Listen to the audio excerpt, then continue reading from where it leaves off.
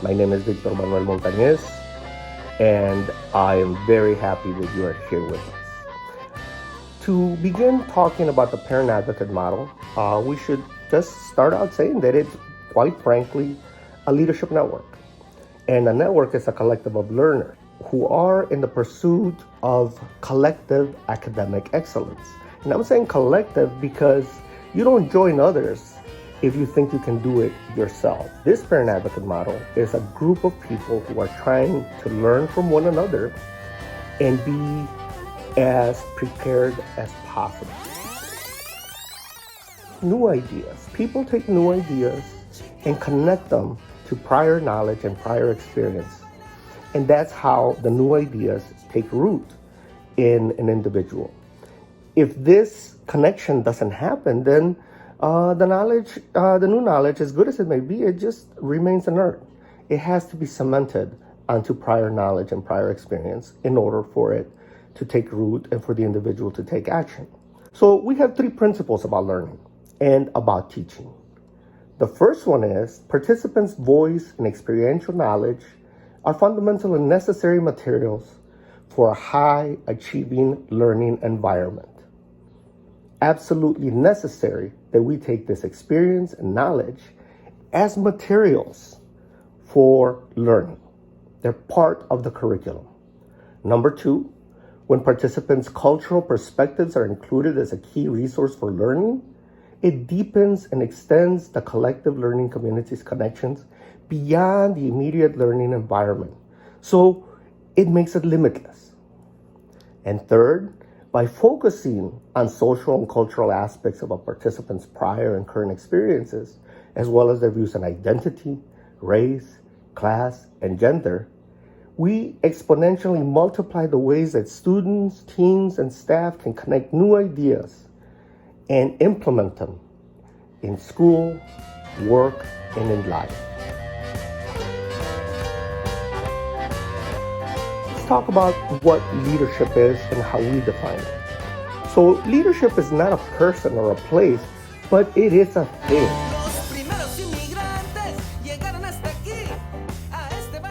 In fact, it's three things that are interwoven together.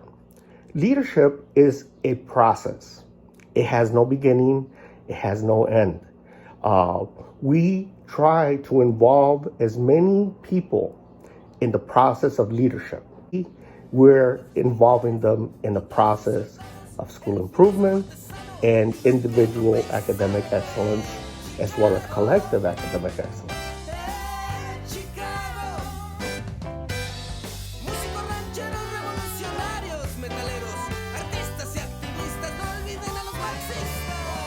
Number two is that leadership is not leadership unless participation is taking place. So you can't just simply be a leader by posting on social media or by being in meetings. You have to roll up your sleeves and get in the game. Leadership is not a spectator sport.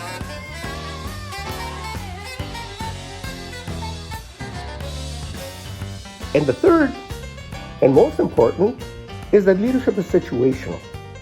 The situation dictates how we respond to our duties as leaders.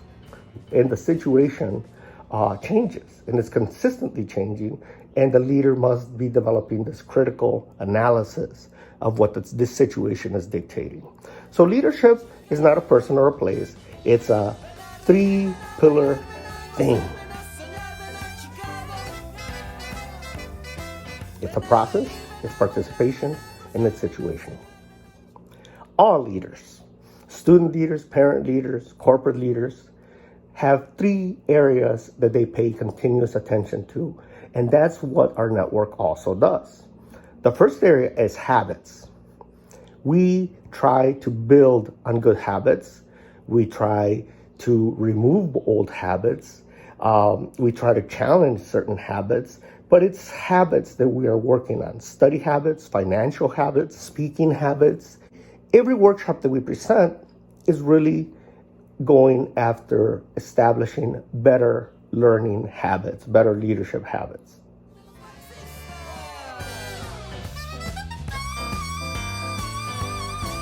just showing up on time, um, showing up to book clubs, showing up to workshops, showing up to cultural events in the school, forming these habits until they become a pattern, and that this pattern then becomes a lifestyle. And it is ongoing and it's lifelong. The second thing that's lifelong and ongoing is that leaders focus on improving their skills, improving their talents, and responding to their interests and giving their skills, talents, and interests time.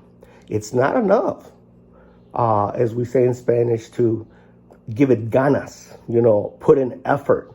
It's important that we give it time and that we set time for studying, for learning, for working on improving not just our skills, but our talents, and feeding our interests so that we stay engaged. And the third area is a little different from the first two, because there's a science to habits. There's a science to skills and talents and interests. There's a science to getting good at those two things. But the third thing is a little harder, and that is that leaders work on their system of beliefs.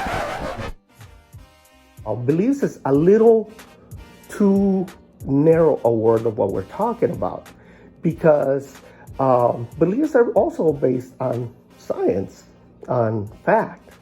But this is a little broader and bigger than science and fact. What we try to teach our advocates is to continually reinforce their belief in themselves, their belief in the collective, their belief in the school, belief in the teachers, their belief in their community, and their belief in the global community as well. So when things are tough, and after all the time that we've invested, and after all the effort that we've invested, sometimes we feel less than satisfied with the results. And that's where the belief system comes in. We have to have faith that what we've been doing will give us results. Maybe not right now, but we have to pick up ourselves and continue forward. And this is faith, because there is no empirical evidence to tell us that there is a destiny for us, that something better awaits us, that we can, in fact, be in charge of our destiny, and we can impact our community and the world as a whole. That takes faith. So when we do our workshops, we are working at improving habits, improving skills, talents, and responding to interests. And third is we are reinforcing a faith that this network, this group of advocates, and our own efforts are going to get us to the promised land.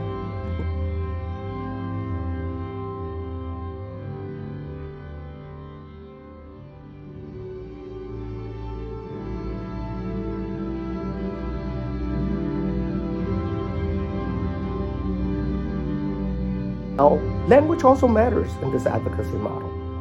When we began, we had tutors, we had parent aides, we had school aides, we had participants, we had field days, we had summer academies, we had in-class workshops or announcements in classes. That changed with the advocacy model. It was very clear that tutors do a lot more than just tutoring. They're not just sticking to the skills area.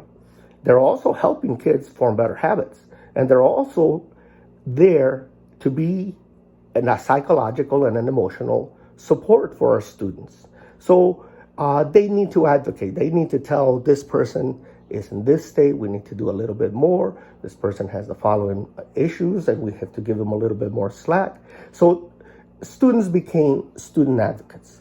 The school and parent aides, they became parent advocates, because parents are not there to be just of service, but to help the teachers, the parents, the school as a whole, and other parents. So they're there to advocate, not simply help. And participants, well, they're not just an audience. They're student leaders, they're parent leaders, and we treat them as such. If the congressman were to show up to one of your workshops, you can be sure that you take the time to say hello to them and to announce that they were there. It's the same approach that we use with our student leaders and our parent leaders. We give them the respect that's due of a leader. We treat them as a leader, and we have expectations of them as leaders.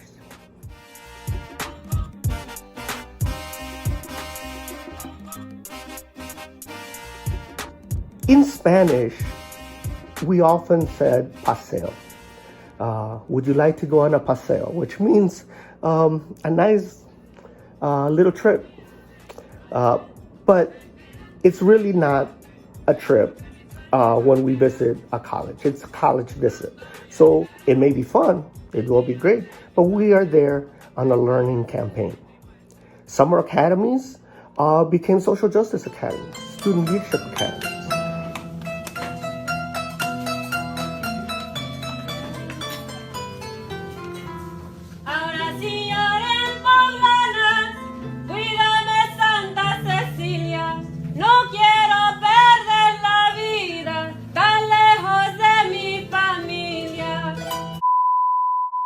Into a classroom, you're interrupting the learning there and make an announcement. And teachers were very generous with their time. But if you're a teacher, you know how much that creates disruption in your class, in your train of thought, and the culture going on in the classroom. So we began moving a little bit closer to try and do some long-term classroom partnership where the teachers could rely on us to support their students and help them with their classroom on a regular basis, not just once a month when we needed to come in and give an announcement or a recruitment or a form. Partnership with teachers was more from an advocate model of helping the entire school and helping the teachers and not just seeing the classrooms as a vehicle for passing some information about it. This is what creates a partnership with education. Here we go, come on, look, yo, homie, I was taught by a Chicago teacher. I learned to read and write from a Chicago teacher, so I'm inspired by the fight from our Chicago teachers. Homie, I was taught by a Chicago teacher. I learned to read and write from a Chicago teacher, so I'm inspired by the fight from our Chicago teachers. Now, in each individual school, the advocate model takes its own culture and characteristics. For example, food is important in building community. In some schools where the parents are busy working professionals or working class people with jobs, it's very burdensome to ask them, hey, how about if you make some rice or some beans and bring them to the meeting? They already are short on time. So on those times, a few of us buy the chicken, a few of us buy the things, and we share it together with others, and people bring what they can. In other schools where people really invest time in cooking and bringing, well, then it's a real feast on those book club days or those once a month meetings. And some of them was every Friday, which were the schools that I liked.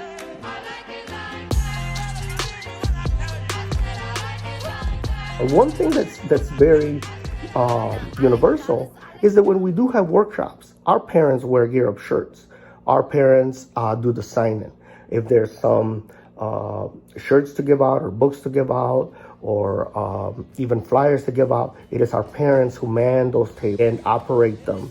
They set up the table. They set up the table displays.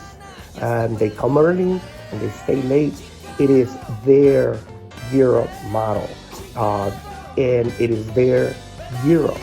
It belongs not to the gear-up staff, but to the gear-up leadership.